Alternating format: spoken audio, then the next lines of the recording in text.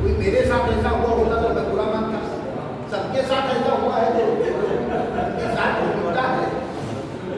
माँ शारदे का स्तवन करता हूँ, मंचस्थ मनुष्यों को नमन करता हूँ और आप सबका मैं हार्दिक अभिनंदन करता हूँ। मगर माला के फोटो अच्छी नहीं। जी जी बिल्कुल।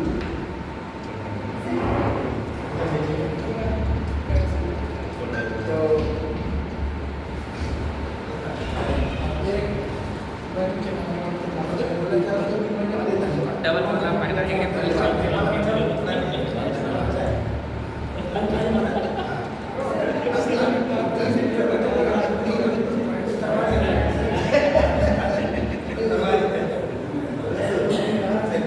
तीन माला याद की है, माला ए बी और सी। डी रह गई थी, उसकी ओर संकेत कर रहे थे। आज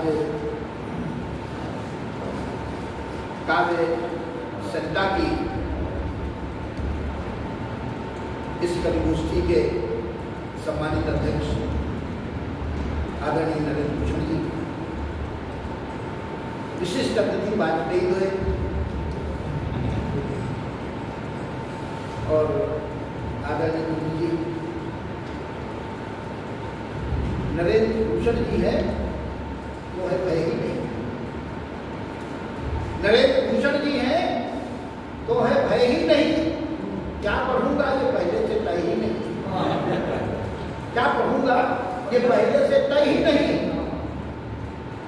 संचालक जी ने कहा कम है पढ़ना सभी को, भूमिका के लिए है समय ही नहीं। और अगर हमें भूमिका बनानी हो तो भूमिका भी इस तरह से बना सकते हैं। श्रद्धे अध्यक्ष जी, विशिष्ट अतिथि, संस्थाध्यक्ष, पुण्य मुख्य अतिथि लुंज, आप सब कविता के गुरु।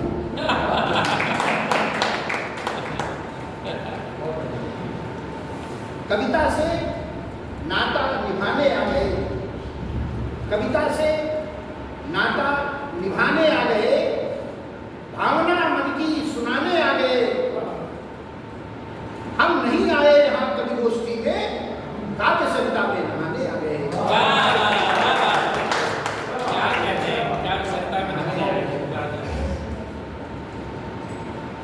ये आके यहाँ मुझे बड़ी प्रसन्नता हुई जब मैंने मच्छर जी को देखा, और मुझे लगता है उस समय मच्छर जी बिल्कुल जैसे मच्छरों ने खून चूस लिया हो ऐसी उनको पर्सनालिटी है, तो फिर भी ठीक दिख रहे हैं। भाई साहब सारी यूनिटी को पूरी माँ का स्वेटर पहना था, पूरा हो जाए। हाँ वो जरूर है सारा। तो 35 किलो का था ये यहाँ 45 किलो लिखा गया वजन, तब मेरे को कपड़े लग गए बेईमानी से। और मुझे पूरा उस समय जब मैं सन 74-75 से 80 तक मैं यहाँ की गोष्ठियों में आता था, डंडा लक्ष्मी जी, मच्छर जी, रमाशंकर शर्मा नीलम जी, ऐसे सब लोगों का यहाँ जमावड़ा होता था। एक घटना याद है कि एक कविगोष्ठी से हम वापस आ रहे थे, तब ये इंदिरा नगर नहीं था उस समय, ये आपातकाल के बाद हुआ। ये राम सागर मिश्र नगर, और राम सागर मिश्र नगर को खोद करके और उस पर जो है वो लिख दिया गया था इंदिरा नगर। एक तरफ छूटा हुआ पड़ा था, तो मैंने देखा तो मेरे मन का कवि जागा, और वहीं पर नीचे वो यहाँ की मिट्टी भी पीली हुई, तो उसको मैंने उठाया और पीछे मैंने 4 पंक्तियाँ लिख दी। था नगर का नाम कर्मठ आदमी के नाम पर, था नगर का नाम कर्मठ आदमी के नाम पर, और रख दिया उसको बदलकर नाजनी के नाम पर। था नगर का नाम कर्मठ आदमी के नाम पर, रख दिया उसको बदलकर नाजनी के नाम पर, और चमचा बीवी देश में यूं ही अगर चलती रही, तुम हिलाएगा दिया बस रोशनी के नाम पर। और ये उस समय एक साप्ताहिक अखबार में इनको बड़ा छापा था, आज का एक बोलता तो वायरल हो जाता है। तो आइए अभी मातृ दिवस के उपलक्ष्य में मातृ वंदना से एक सम्मेलन प्रारंभ हुआ, और कई लोगों ने माँ पे पढ़ा, और भी हमारे वाजपेयी जी ने भी मातृ दिवस की चर्चा की। मैंने भी माँ पर लिखने की कोशिश की, नहीं लिख पाया तो नहीं लिख पाया। हाँ, एक बात मैं गुरु जी को खुल गया, बधाई देना कि इन्होंने ये जो काव्य संहिता का जो व्याकरण है, और जो बात मैं बताने आपको जा रहा हूँ शायद आपको भी उसका पता नहीं होगा। ये आप देख रहे हैं उधर लोगों नीला, हरा, भगवा, पीला, नीला, हरा, भगवा, पीले रंग का लोगो छपा है। पूरा यूपी का राजनीतिक परिदृश्य इन्होंने इसमें प्रदर्शित किया। नीला, हरा, भगवा व पीला, पीले रंग का लोगो छपा है। बसपा, सपा, भाजपा और सुभाषपा है।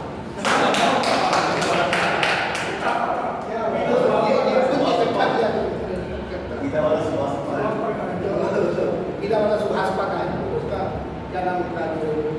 पीला गमछा वाले। तो आइए राजनीति जी। तो मैं 4 पंक्तियां वहां पर मैंने भी लिखने का प्रयास किया, क्यों नहीं लिख पाया। 4 पंक्तियां पढ़ता हूं कि ईश्वर का रूप दूसरा या देवता लिखूं, ईश्वर का रूप दूसरा या देवता लिखूं, हर मर्ज की दवा लिखूं या फिर दुआ लिखूं, हर मर्ज की दवा लिखूं या फिर दुआ लिखूं, तो मां पर मैं लिख सकूं मेरी सामर्थ्य है कहाँ। अरे जिस मां ने मुझे खुद लिखा उस पर मैं क्या, जिस मां ने मुझे खुद लिखा उस पर मैं क्या लिखूं। तो ये तो मातृ दिवस का पर्व तो बीत गया। एक पर्व 27 मई को आने वाला है, तो मैं आने वाले पर्व की चर्चा करना चाहता हूँ। कुर्बानी का पर्व, बकरीद आने वाली है 27 मई। तो मैं तो जिस गांव में रहता हूँ वहाँ 55% बकरीद वाले ही नहीं, तो हम तो जब के लिखते हैं। तो आइए, लेकिन वास्तव में ये जो पिछली बकरीद के पिछले साल मैं बंधे पर उधर से आ रहा था, तो कहीं की बाजार लगी, मुझे 1.5 घंटा लग गया। तो मेरे मन में कुछ बस उठा कि क्या यही कुर्बानी है। तब एक रचना आपको दे रहा हूं। हमारे सनातन में कुर्बानी क्या है? परहित खुद को अर्पित करना जिसकी परंपरा बलिदान है। परहित खुद को अर्पित करना जिसकी परंपरा बलिदानी, हम सनातनी बतलाते हैं क्या होती सच्ची कुर्बानी। हम सनातनी बतलाते हैं क्या होती सच्ची कुर्बानी। उदाहरण, जब अपना ग्रास बनाने हित सिंह ने गाय को दौड़ाया, जब अपना ग्रास बनाने हित सिंह ने गाय को दौड़ाया, राजा दिलीप सच्चा गौसेवक रक्षकपन आगे आया। सिंह ने कहा मैं भूखा हूं फिर कैसे भूख मिटाऊंगा, और गाय को छोड़ दूंगा राजन तो मैं भूखा, गाय को छोड़ दूंगा राजन तो मैं भूखा मर जाऊंगा। पहले तो मेरी क्षुधा मिटे फिर गाय का संरक्षण कर लो। बोले दिलीप भूखे हो तो आकर मेरा भक्षण, बोले दिलीप भूखे हो तो आकर मेरा भक्षण कर लो, और गाय को छोड़ मुझको खा लो। राजा दिलीप की थी वाणी, निरीह पशुओं के हंताओ।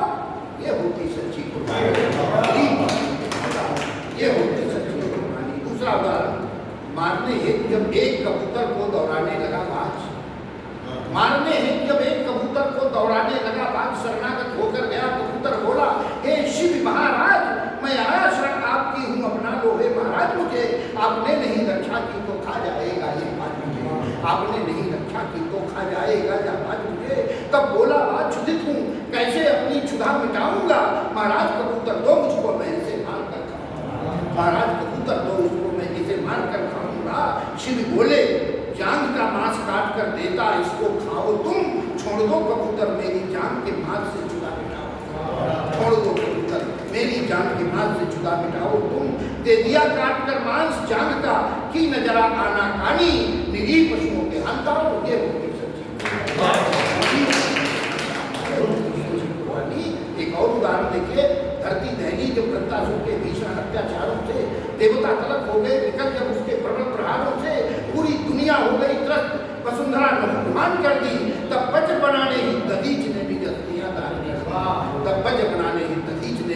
अस्थियां दान कर दी, लेकिन केवल अस्थियों से ही दान करने से मंदिर नहीं बन जाता है। और कुर्बानी देखिए, उस वृत्तासुर के पिता विश्वकर्मा ने मंदिर बनाया था। उस वृत्तासुर के पिता विश्वकर्मा ने मंदिर बनाया था। अपनी छाती पर पत्थर रख बेटे को ही मरवाया था। बेटे की बलि दे करके पिता ने यह संसार बचाया था। विश्वकर्मा और दधीच दोनों का त्याग ही ये रंग लाया था। विश्वकर्मा और दधीच दोनों का त्याग ही ये रंग लाया था। दोनों के त्याग के कारण ही रुकी वृत्तासुर की मनमानी, निरीह पशुओं के हंताओं ये होती सच्ची। और उदाहरण, म्लेच्छों से बचने को पद्मिनियों ने जौहर का व्रत ठाना। म्लेच्छों से बचने को पद्मिनियों ने जौहर का व्रत ठाना। अंगारों में वे कूद गई, किंचित भी नहीं था भय माना। और खिलजी सपने पाले बैठा, मन में थी आस कामिनियों की। और मलमल कर हाथ वो पछताया कि राख मिली पद्मिनियों समझ नहीं पाया खिलजी ऐसा क्या था अबलाओं में। हंसते हंसते वे कूद गई थी जौहर की ज्वालाओं में। भारत के अलावा जौहर का दुनिया में नहीं मिलता लेखा। ईसाई इस्लामी हिस्ट्री में ऐसा कहीं नहीं देखा। ईसाई इस्लामी हिस्ट्री में ऐसा कहीं नहीं देखा। हंसते हंसते दरकती चिता में प्राण तज गई महारानी, निरीह पशुओं के हंता में। ये होती सच्ची। एक और सबसे उत्कृष्ट उदाहरण, हाथों में लेके बाण रणवीर उदय को मारने आया था। हाथों में लेके बाण रणवीर उदय को मारने आया था। अपना बलिदान देना फिर भी थोड़ा आसान है, लेकिन हाथों में लेके बाण रणवीर उदय को मारने आया था। तब पन्ना धाय ने अपने पुत्र को उसकी जगह लिटाया था। तब पन्ना धाय ने अपने पुत्र को उसकी जगह लिटाया था। युवराज उदय सिंह को ले जाकर अलग से कहीं छुपाया था। अपने दिल के टुकड़े चंदन की बलि दे उसे बचाया था। अपने दिल के टुकड़े चंदन की बलि दे उसे बचाया था। और युवराज की जगह चंदन की गर्दन पर जब तलवार चली और बहकर कृपाण से टप टप टप टप टप टप रक्त की धार चली। बहकर कृपाण से टप टप टप टप टप टप रक्त की धार चली। और खुल जाए न भेद कहीं, पन्ना की आंख से बहा नहीं पानी, निरीह पशुओं के हत्याओं।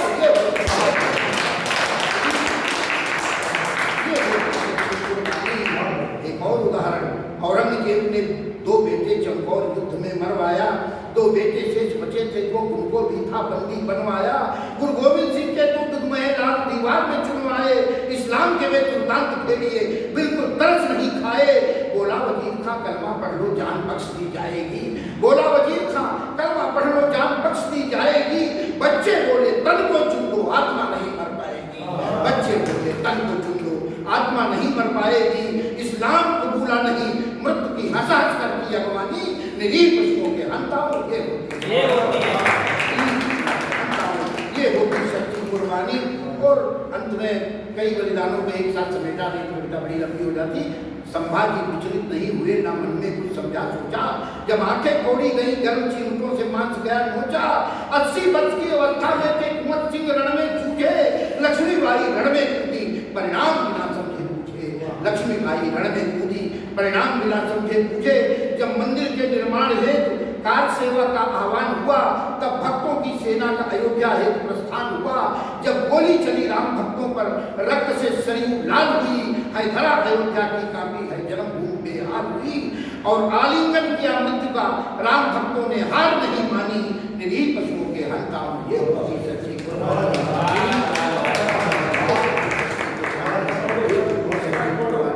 और अंत में जान अपनी प्रकट की वाणी को विराम देना चाहता हूँ मैं। ये मंदिर तो बन गया, और जब मंदिर बन रहा था तो आपके पास कुछ लोग रसीद के लेकर आए भी होंगे श्रद्धांजलि मांगने के लिए, और आपने दी भी होगी। लेकिन इस मुगालते में मत रहना ये कोई आपके दिए गए नोट से मंदिर बना है। ये जो आपने 19 में 24 में जो संगठित वोट दिया था, जिसके कारण ये मंदिर बना है। इसमें आप सबसे निवेदन करते हुए समाप्त करना चाहता हूँ कि यह 370 ना हटती बटती यह कौम कहीं जो धरे में। यह 370 ना हटती बटती यह कौम कहीं जो धरे में। और कुछ लोग अभी हमें बांट रहे, अनुसूचित यो अगड़े पिछड़े। कुछ लोग अभी हमें बांट रहे, अनुसूचित यो अगड़े पिछड़े में। तो 14 24 में बट जाते तो होती अयोध्या अभी टूटे नए अब भी मथुरा और काशी पड़े लगभग